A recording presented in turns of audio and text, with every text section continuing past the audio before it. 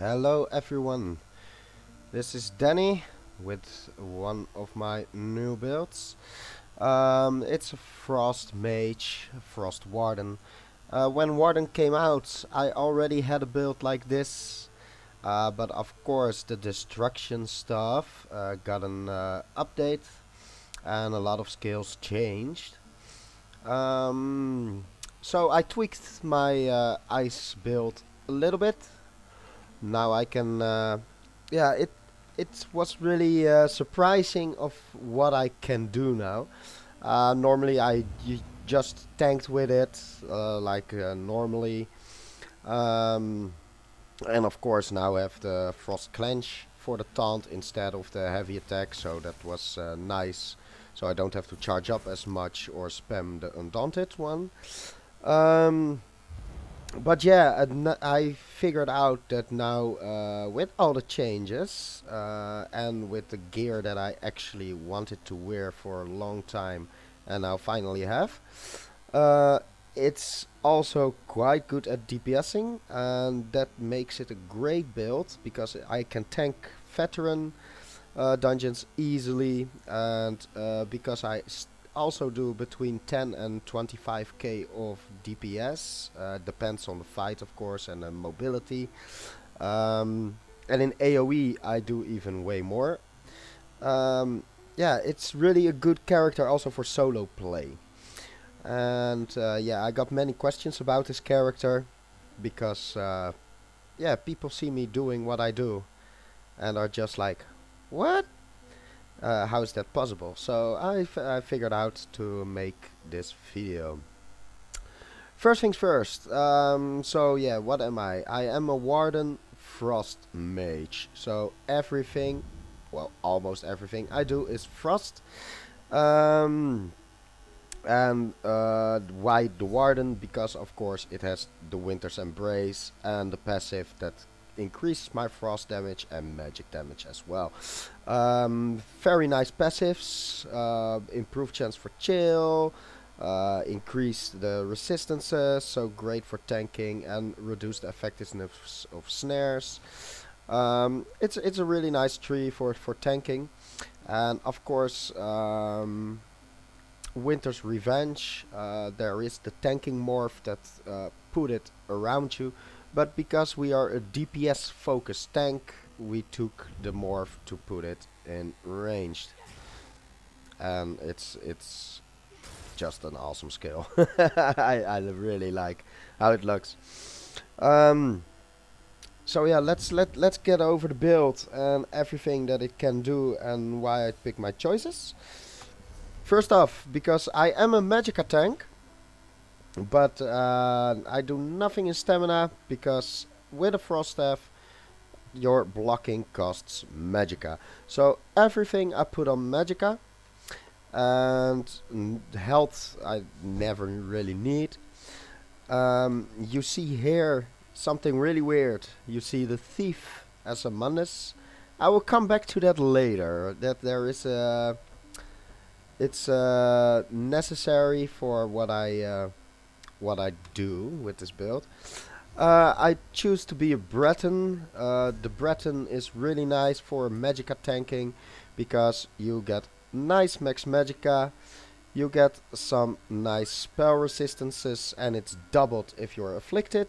You get some Magicka recovery increase, and you get the reducement of the Magicka cost of your abilities, which really nice because you need all the Magicka you have, of course, also for blocking. So yeah, the attributes just for 6400. Then let's get over to the champion points.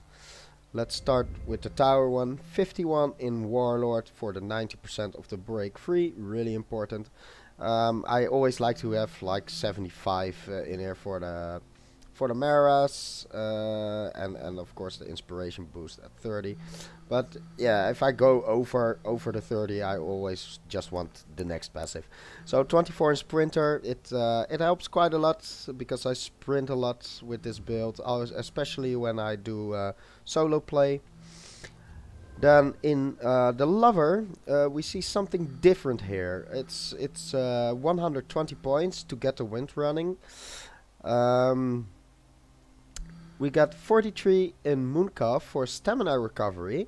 Why do we want stamina recovery? Of course, for dodge rolling. Dodge rolling and sprinting still needs stamina. So with a bit more recovery, I found out it just really helps. And the 5% more for the Arcanist, like for if I put all these points in Arcanist, I can get to the 100 in Arcanist, but it's only 5% more. So yeah, the 10% in boat is fine for me. 20 in tenacity, and I put a little bit in healthy. It's not really needed. I can put this also in tenacity or something else. But yeah, I figured just go with healthy for a little bit more health recovery as well. Then at the shadow, Thumbling Shadow Ward, both are pretty needed. A lot of people do like 81 in one of those, but yeah, of course we block with stamina and we block with Magicka and dodge rolling and stamina, so I wanted it split evenly, so we took 15% in both. Then we go to the Apprentice. We have no blessed, we do already nice healing, and as you see later on the passives that we have, it's also when we do crit damage or crit heal, with all the passives it's already quite nice, the healing that we do. Spell erosion 32, because we don't wear the light armor, we have some points more in spell erosion to get spell penetration. 43 in elemental expert to get 10%, and 45 in the elfborn. Again, we don't go over the 120 because I want 75 in both of the other ones. The Atronach, we do quite some direct damage, so 40 in that, and we have also a huge amount of points in staff expert, because of course we are light and heavy attacking a lot. Heavy attacks are really nice with this build because it gives you a shield, and light attacks is done during weaving and everything. So it just helps with the damage. Then 75 in Thaumaturge, because we use ice fields, a lot of damage over time stuff. So with the 75 points in Thaumaturge, we also get the Exploiter, and that increase our damage done against off-balance enemies by 10%, which is really nice in group, of course, when you have a healer that wears a charged lightning staff that procs off-balance all the time, so we get that 10% extra damage. That's why there are 75 points in the Thaumaturge. Then the Steed, 81 Ironclad, just reduced damage then against direct attacks. Spell Shield, 39. Again, to get a 120 points for the damage shield when blocking. Then the Lady, also 120 points for the Unchained, for the break free, and it will reduce some costs. We have 43 in Hardy, 43 in Elemental Defender, because it's 10%, so it's just the next step. Then Thick Skin, 14%. And 30 points in Quick Recovery. Not really, because we really need 7% more healing received, but I always love to run 30 in the Lord just to get the infusion. So many times when you resurrect another player, there is like, they are out of resources, and quite often I see it happening that, especially when you play with new players, they die because they don't have the resources. With 30 points in the Lord, you just give them that bit of Magicka recovery that can help them survive a bit longer and get up again, get back quicker into the fight. So that's the champion points.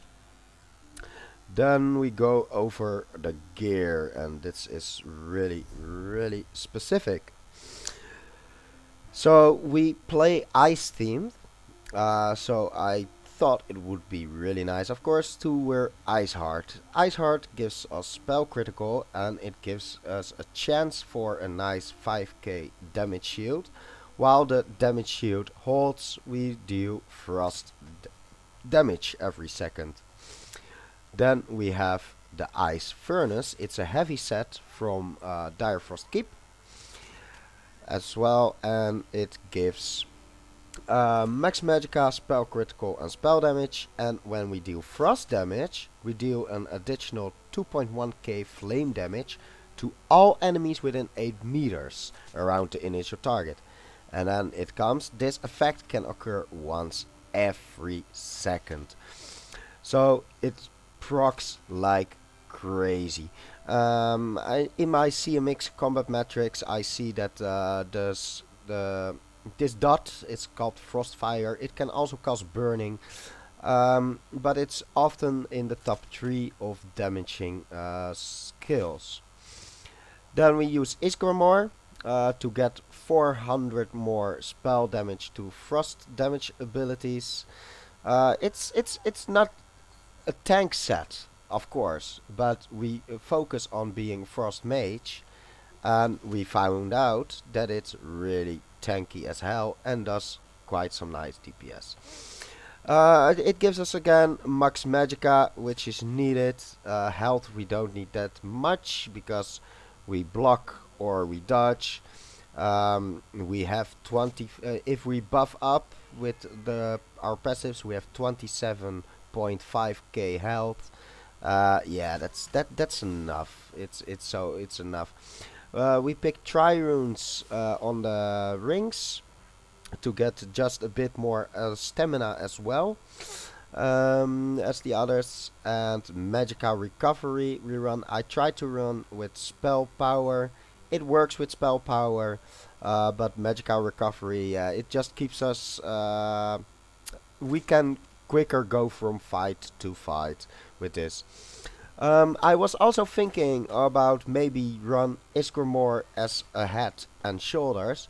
Then I can lose all of the crit and I can indeed choose the Lord as an Mandastone. And then use arena weapons. That's also something you can do. But I just love to go full icy. And arena weapons don't have really something icy in their name. So yeah, that's just it's a theme character. It's a fluff character, so that's why I choose for this setup. And yeah, to my surprise, it works. Now, what are the traits that we are running, and the enchantments on the big pieces? The helmet, the chest, and the legs. Those are the big pieces. We use infused maximum and a maximum health enchantment. We need, of course, a little bit of health, so that's why infused. On the small pieces, we wear divines. That's really weird for tanking. Normally you want sturdy. I wear divines because we were the thief Mandas, because we want to get the Ice Heart's mask proccing. How do we do that?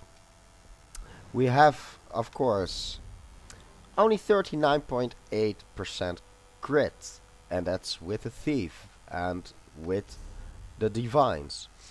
But we have a warden skill, Lotus Blossom, and when I pop that, I have just over 50%, like almost 52% of spell crit. That's enough for the Ice Heart mask to proc, so that's really nice. Then we were here. I have precise stuffs again for the crit, weapon damage enchantment on the AoE bar, and a frozen weapon enchantment on the front bar. Of course, you can wear different enchantments if you want. I just chose this. Now let's take a look at the skills.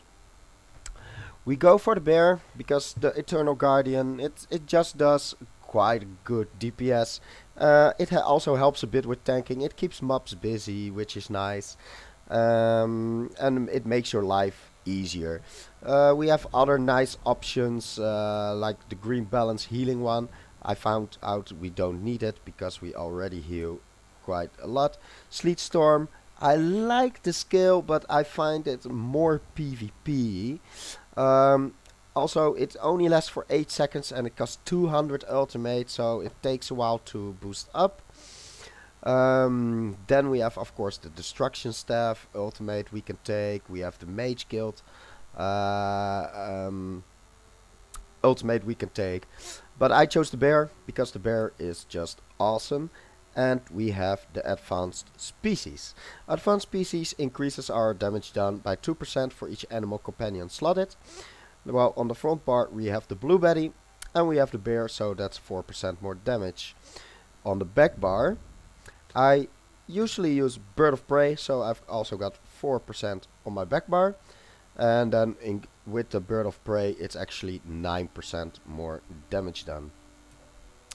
From the green balance we just need the Lotus Blossom. We have it on our back bar to get that crit, that precious crit.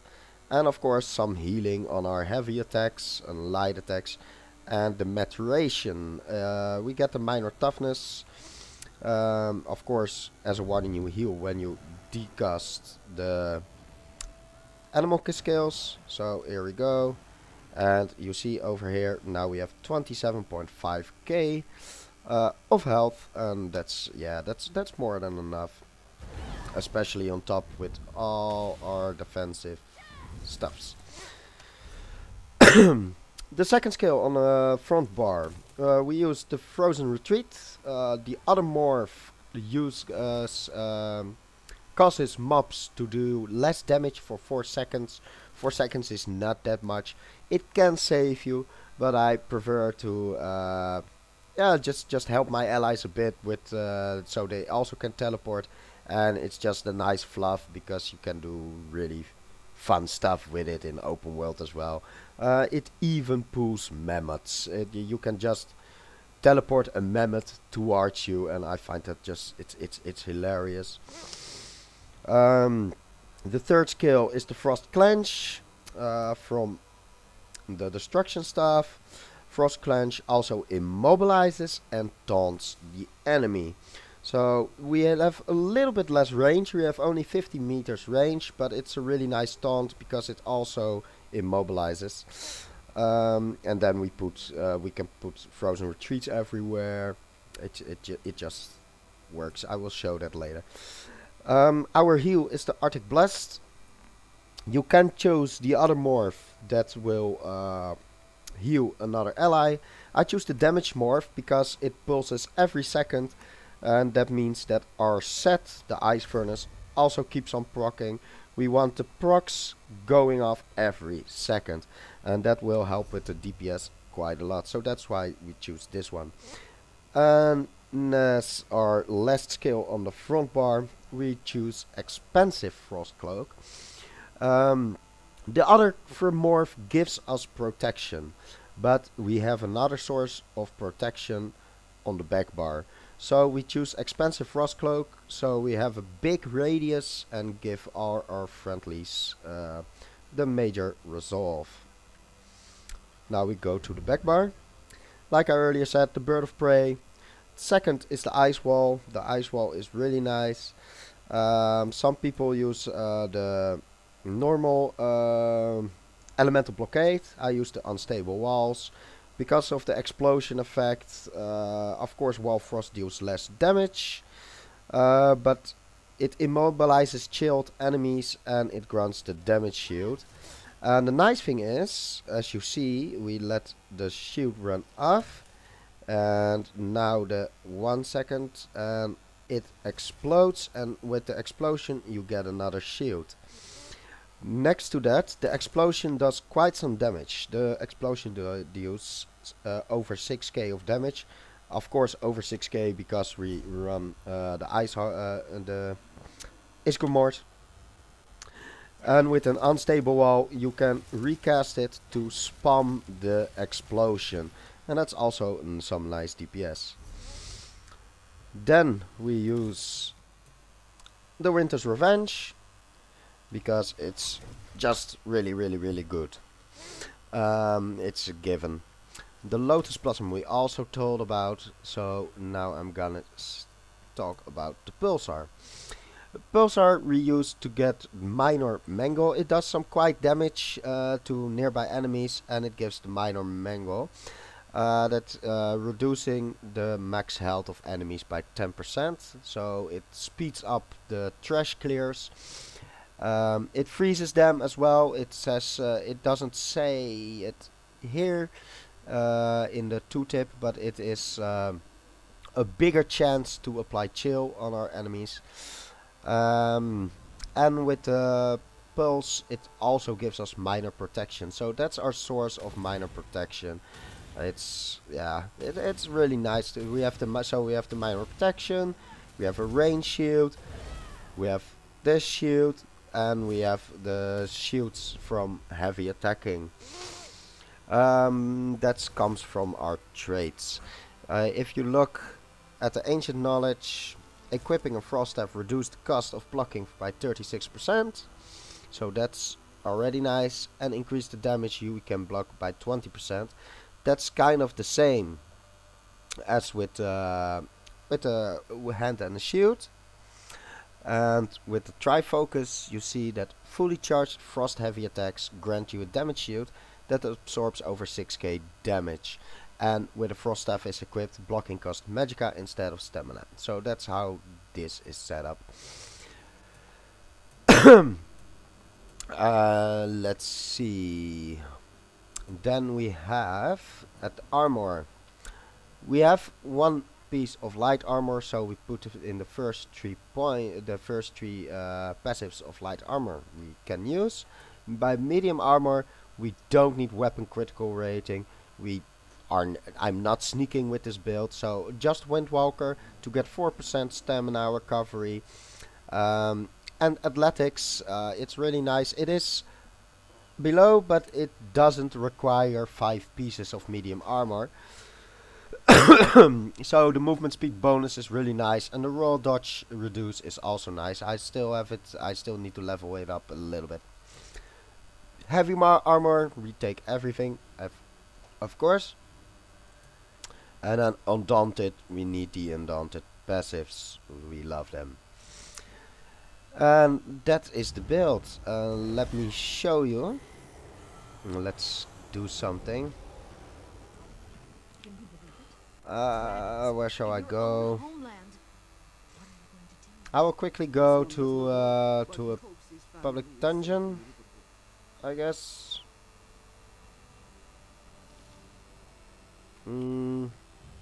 Or wait, no.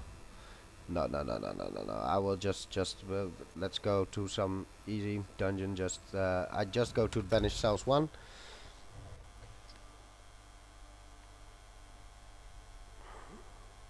I could also run to a world boss, of course, to show stuff. Now, with this build, I have tanked Ice Reach on Veteran, and I still managed to do like almost 40% of the damage. So it's really nice. So it's just buff up. Our heal also deals damage, so we keep that on. And then we just go crazy. As you see the shields being applied. We just keep them up. Of course, we are now on normal. I should have chosen Veteran, but yeah, let's just run real quick.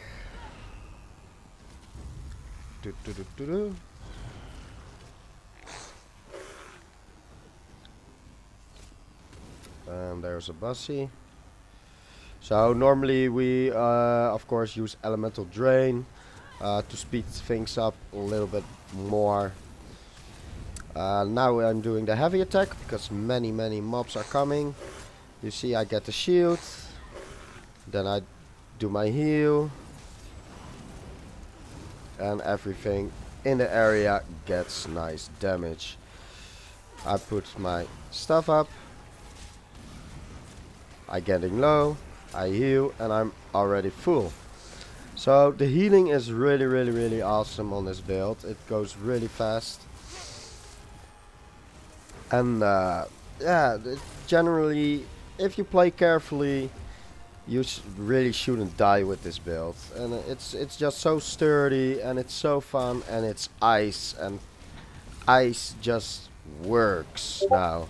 Of course, you do not the best DPS, you will also not be the best tank, but if you are like an off tank in a guild or like in a veteran trial where you are the off tank and also need to do a bit of damage, this is a really nice build for you. Or for solo play, of course, because yeah, if I can just with any world boss, I tried them in Somerset, everywhere, I can just stand and heavy attack and do that because the shield gets reapplied before they can damage the shield off from me, if I keep my buffs up, of course. So I hope you guys liked it. This and yeah, have fun, and many people say say often choose a meta build because they are the best, and yeah, that can be, but mostly in my experience they are glass cannons, and they drop dead very quickly. And I also believe it's just more fun to create your own builds, and that's what I did here. So yeah, I want to thank you all for looking at this. This is my first video, so sorry for the many uhs.